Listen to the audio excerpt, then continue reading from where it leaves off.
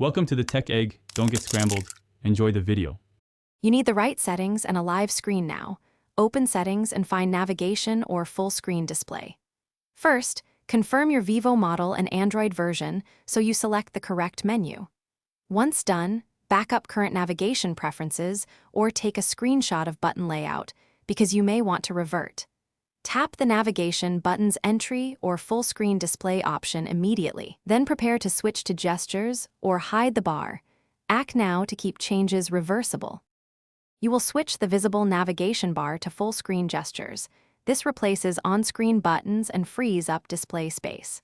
Choose full screen gestures, then follow the on-screen tutorial so you learn the swipe patterns. Gestures are faster once mastered.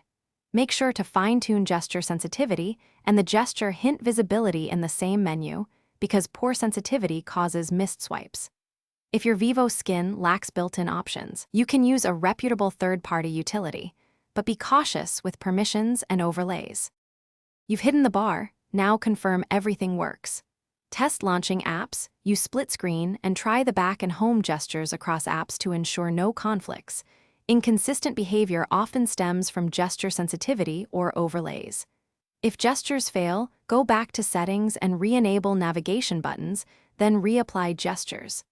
As a troubleshooting tip, restart the phone and, if needed, clear the settings app cache to reset state. This often fixes stuck toggles without factory resets. Thanks for watching. Consider subscribing if I helped unscramble your problems.